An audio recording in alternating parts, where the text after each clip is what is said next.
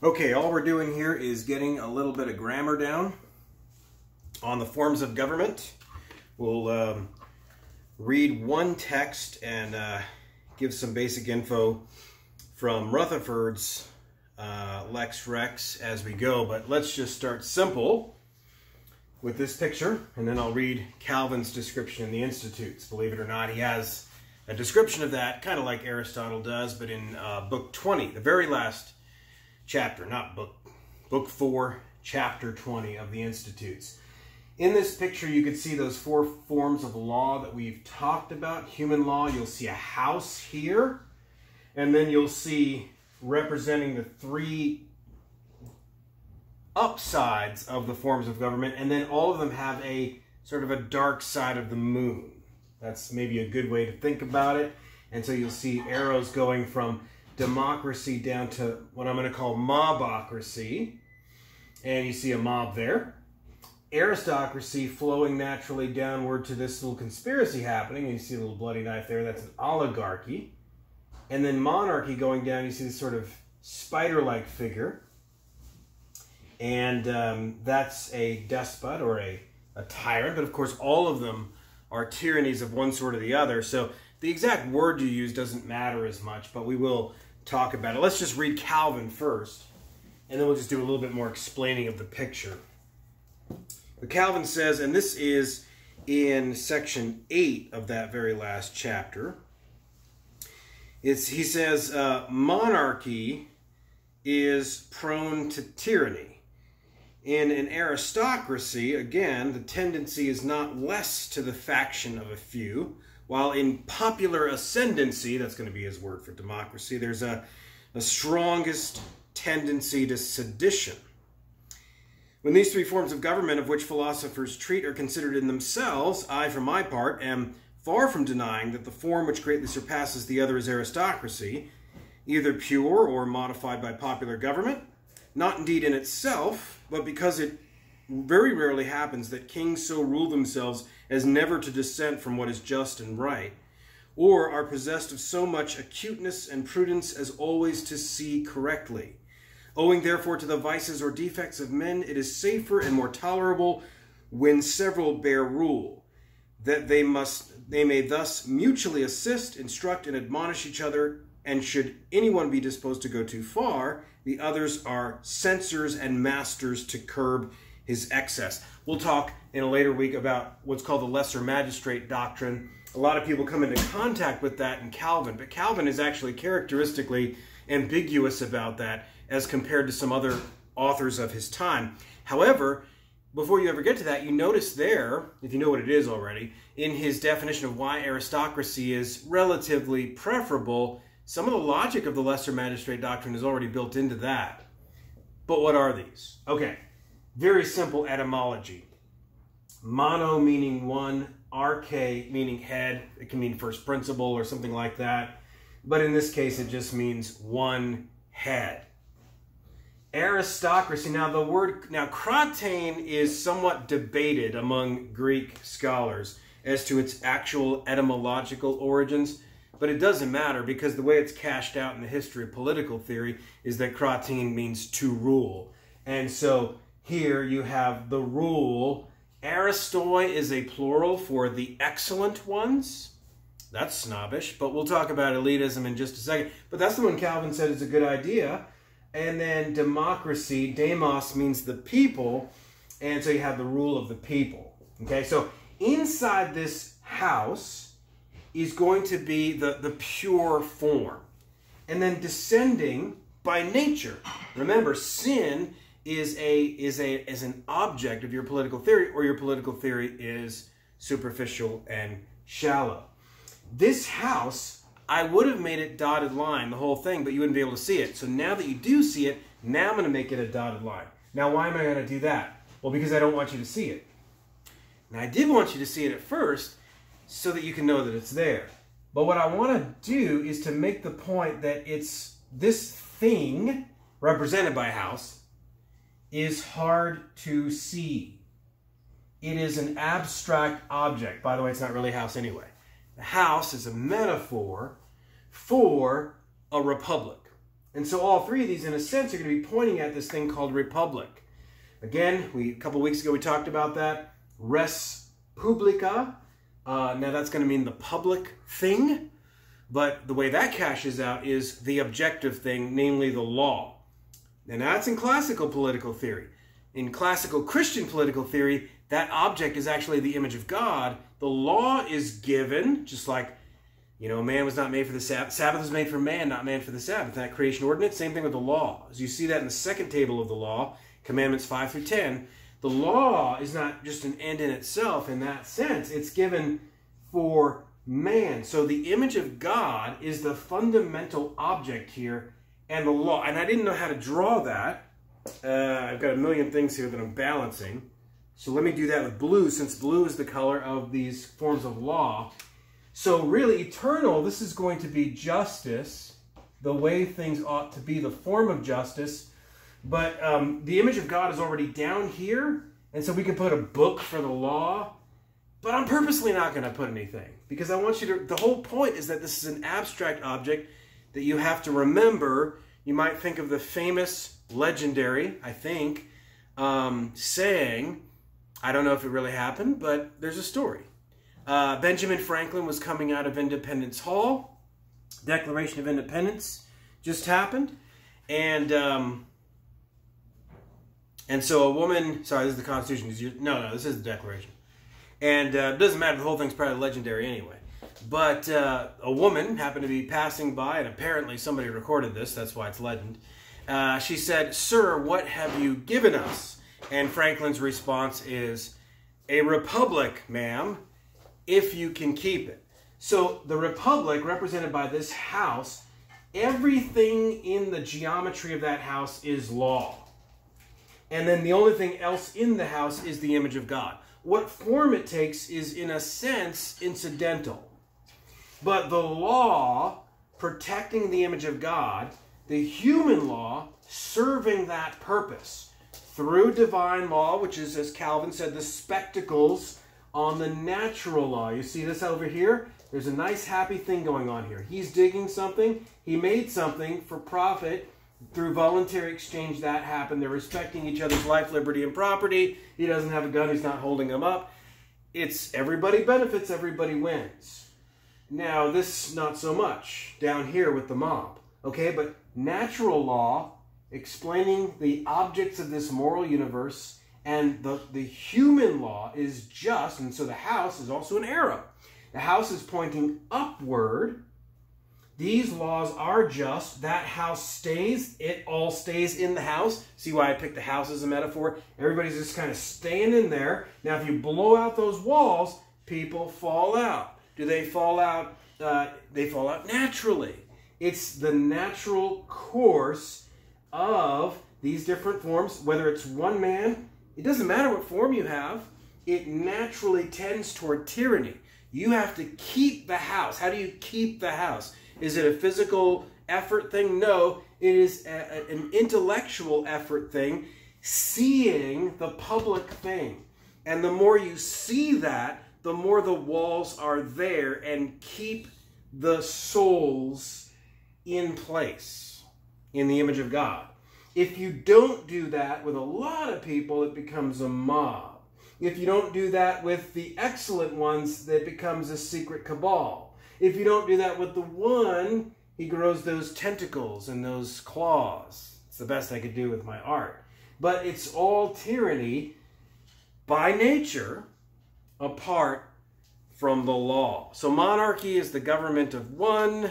Rutherford makes interesting arguments in his time in the 17th century because he had to fight against the royalists. Think of Hobbes most famously, but some others whose names are not important. He makes interesting arguments from the scripture.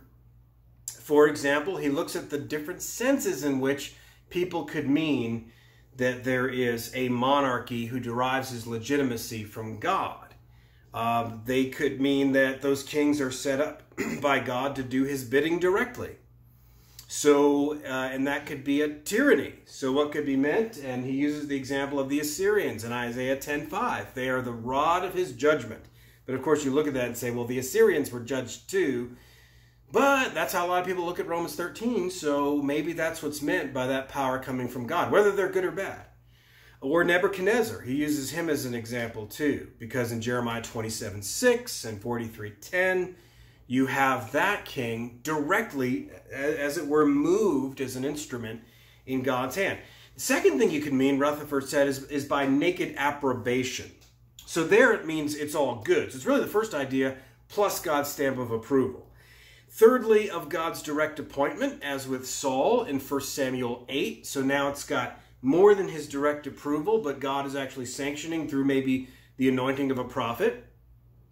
And then fourth thing you could mean is by divine institution, but not by naked approbation, is what Rutherford says. And the last one, he says, contains, and it's obviously the position Rutherford takes, it involves mutual obligations to each other. So in other words, Rutherford is saying the idea of a king is legitimate. Obviously, it's in the Bible. And he's not saying that there was, in the history of England, that it's always been illegitimate. But he's saying that they have mutual obligations to each other, between king and citizens on a proximate level, and then to God ultimately. So the king is ultimately accountable to God proximately through man. It's not one versus the other. Rutherford is saying that, as God always does, with his causality in this universe, he always uses means. Politics is no different in that sense. He fields an objection.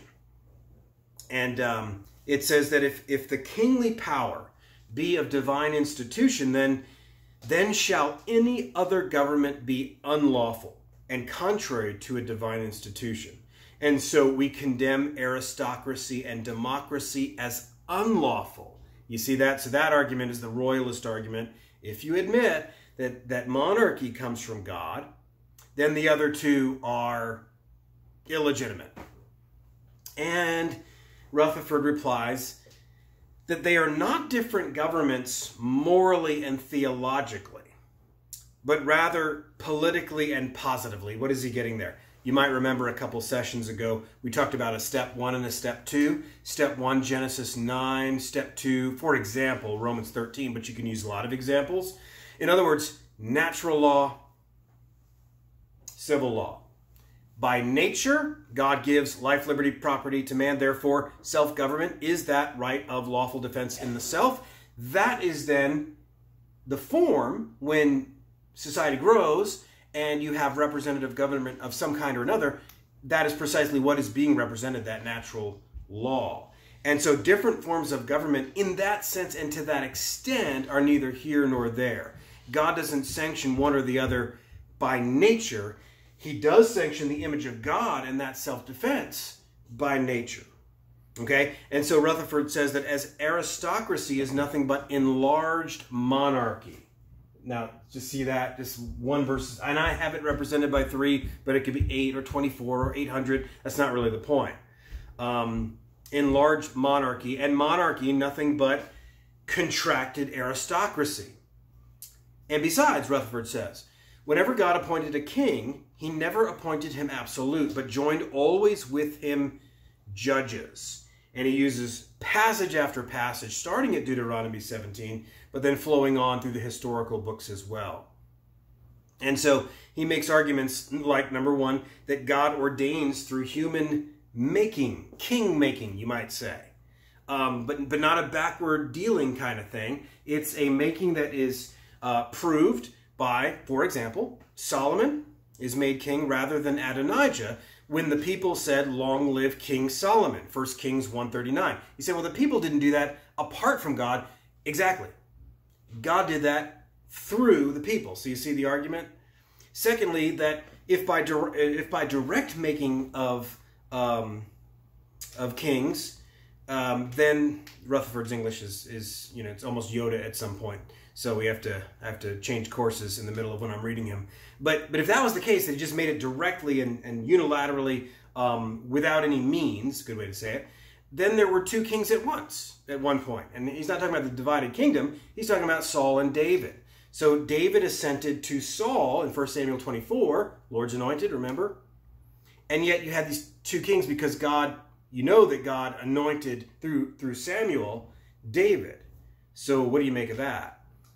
Third, most powerfully, he reads Deuteronomy 17:15. So What is that? Well, we've read Deuteronomy 17 before. In verse 15, just as a reminder, you, talking to the people, you may indeed set a king over you, whom the Lord your God will choose. And then he gives them all these different, conditions of that. But he's saying to the people, you may choose a king, as long as he's this and this and that. And so Rutherford's saying that's a mockery, and doesn't mean anything if he doesn't mean it.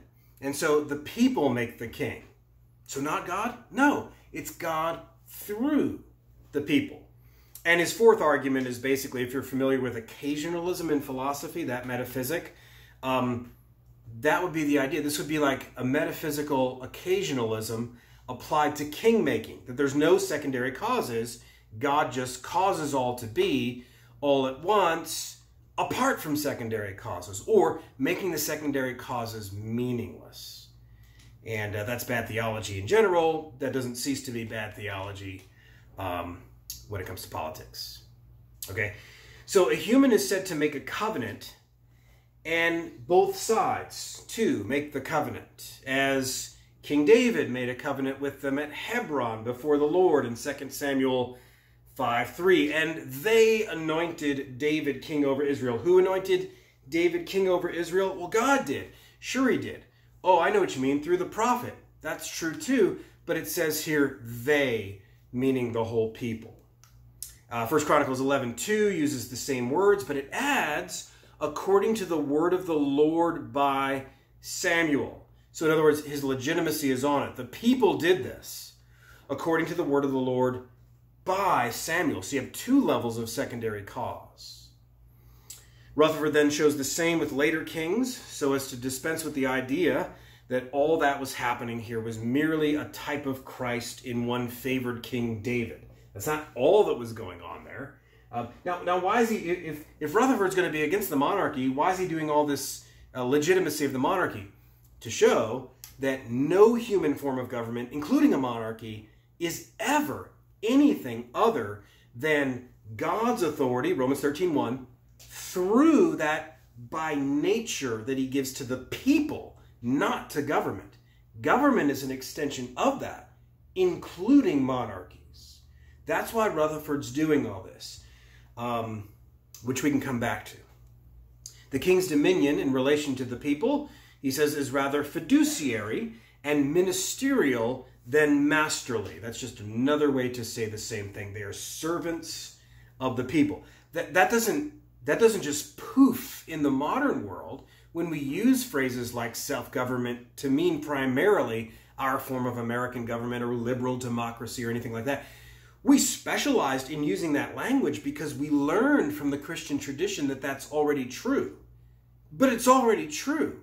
It doesn't matter if for centuries Oriental despots and in the West in abusive systems rebelled against God's order. By nature in Genesis 9 and onward, that was given from God to man.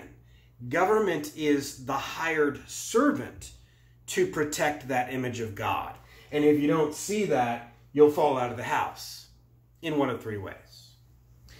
The argument from Noah to monarchy collapses of the royalists that wanted to push back and say, we can play Genesis 9 too. And that's how we get an unbroken succession of kings that you just have to obey. Okay? Rutherford makes this argument. John Locke later makes this argument against one Robert Filmer, who writes a book in the same era in the 1630s, but it doesn't get published until 1680. And a lot of books were written to defend the idea that the monarchy comes from the patriarchy. Well, that's true in general, but there's a lot, and one of the arguments that Locke gives is, first of all, you can't make that similar to the, papal apostolic succession argument that the Roman Catholic Church makes. Is one of the arguments against it is you can't even trace that lineage. That's a minor argument, though, compared to the main argument. But we'll skip some of that stuff because you kind of get the idea. Plus, we're not in the 17th century, and there's not a whole lot of people that are tempted to make an argument for monarchy, much less monarchy rooted in the patriarchy in the biblical history. But another thing to keep in mind here is that no pure monarchy is, well, let's say it this way. Pure monarchy has very rarely ever existed. Think about it. You would need superhuman powers to be a pure monarchy. Now, and that's one of the reasons why they always backed up their power with the idea that they were descendant from the gods, or that they were a god on earth, whether it was Pharaoh or whoever else. Now, why would you need superhuman powers? Well, think about it. It's one guy, and he really doesn't have superhuman powers. And so the very few were putting him up as a titular head. In other words, just a name, as a prop. It was either a military class, a noble class, or a priestly class that were pulling his chains to some extent. That's just reality. Because in reality, you don't actually have superhuman powers that can just get everybody in this death grip. And now, the guy's usually a titular head on behalf of some power class of some kind. Some agreement has been worked out. And so aristocracy, and really in outside of the Christian world, an oligarchy has pretty much been the rule. Now, real briefly, I didn't get to that etymology. I said this was the excellent ones. So what's an oligarchy? Well, you're back to that suffix, arche, head. But now, oligoi in the Greek is the few. So this is the few excellent ones. This is just the few. And if they're not the excellent ones, and by the way, that means a moral virtue, and you could be suspicious of that all you want. And if you are, well, then what you have is an oligarchy. And that's pretty much been the norm in the history of the world. Now, aristocracy in the pure form is a government of the chief leading men. That's the way Rutherford would say it. Aristotle thought this was the best principle of the principle of the mean. So it wasn't just Calvin. Aristotle said, well, this is a good mean between the one and the many. Okay, and if you're familiar with his doctrine of the mean, he conceived of it as the distributed monarchy. Rutherford takes up whether inferior judges are essentially God's servants as the king, or else only deputies and vicars of the king. And obviously, they're going to be neither of it in that sense, because his whole point is that they are checking, as Calvin said. They're, Calvin's lesser magistrate doctrine, again, is in DNA form in that idea of aristocracy, and Rutherford is at one with him there. Okay, so the king is essentially a judge. Deuteronomy 17, 18, 20. So when they did go from judges to king, one of the reasons why God had that legitimized was the fact that he was functioning, he ought to function in the same way that they do. He didn't, except in very few cases. But secondly, the judges appointed, they were appointed by the king, so you had that debate as well. 2 Chronicles 19:6. But even there, the judges and the king are both under the law. He says, judge not for man, but for the Lord. Okay, and then finally you have democracy over here, and as I said, that's the rule of the people. Democracy always emerges in the twilight of a civilization. The twilight of a civilization. It comes later. And it doesn't come later like a maturing flower, but rather as the assassin's knife at midnight. In the most free and prosperous human societies, as we've seen, the home gives way to the state.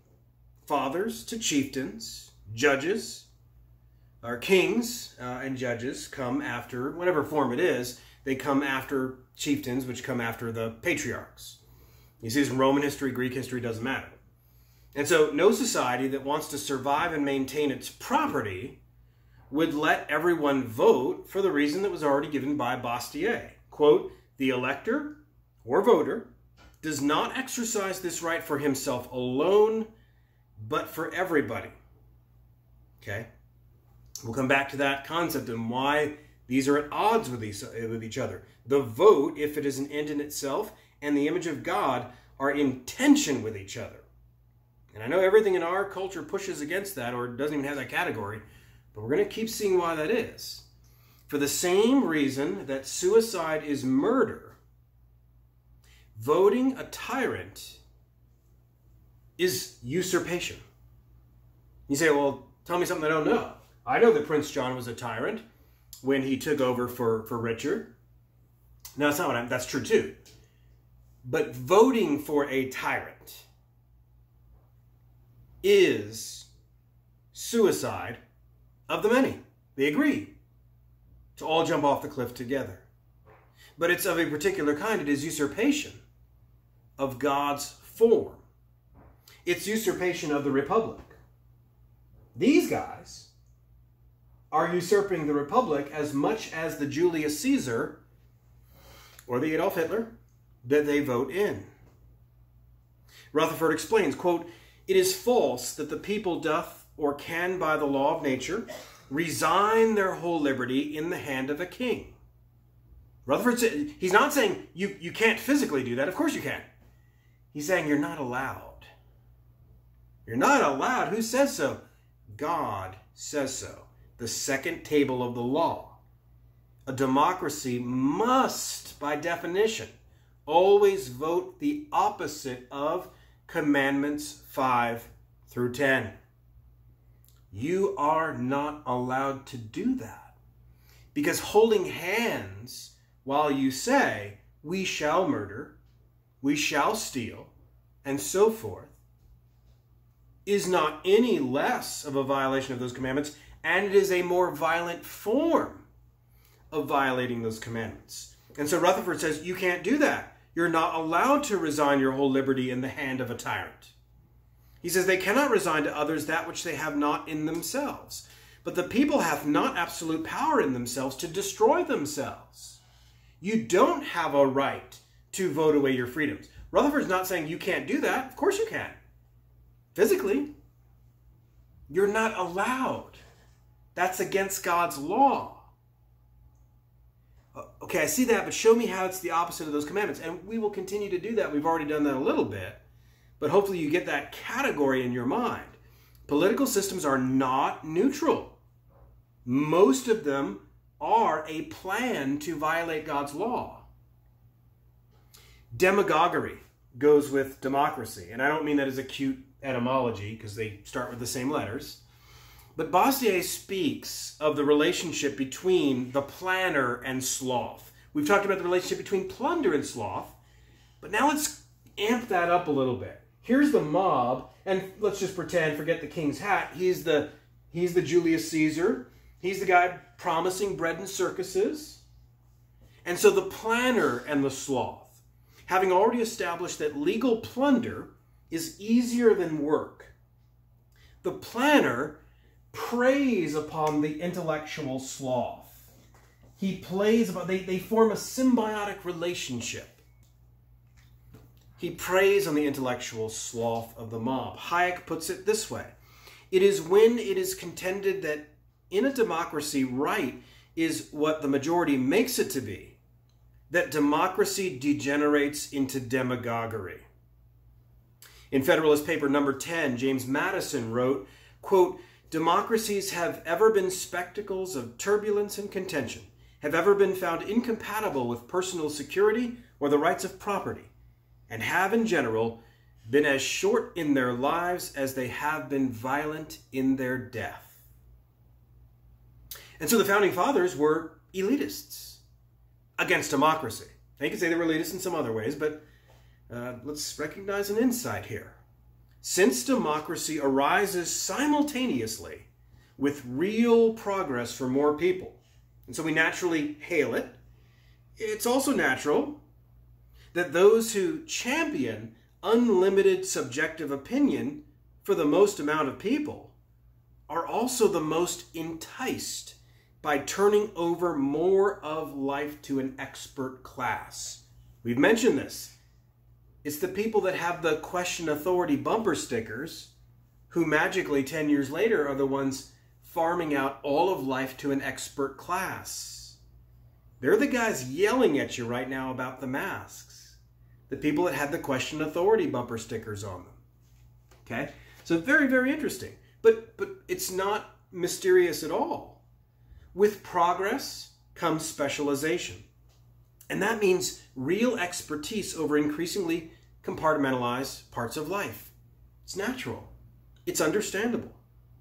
But you have this symbiotic relationship between this ease and then promising them that bread and the circuses. And remember Bork on the twin pillars of modern liberalism, radical individualism and radical egalitarianism. Those pillars of liberty and equality in Locke and Mill get torn from their Western tradition in law in the image of God, and they take on a life of themselves, and they become the modern versions of bread and circuses.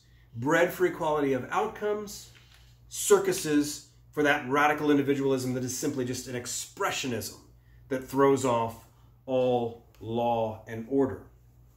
Now, anarchy, finally, I don't have it up here, but anarchy would literally mean no head. And there's two kinds of anarchy, to be fair. There's sort of a revolutionary and a pure. And you could say, well, they wind up in the same place. But let's be charitable, because the pure kind should not be slandered at having revolutionary ends. Such a person may be mistaken, but there are many people, and I'm not talking about communistic anarchists, I mean more like libertarian anarchists, who simply say that they don't believe in government. And we don't want to say that they're advocating this mob. No, they're not advocating the mob. They're advocating this voluntary exchange, and saying that government doesn't do anything to that except destroy it,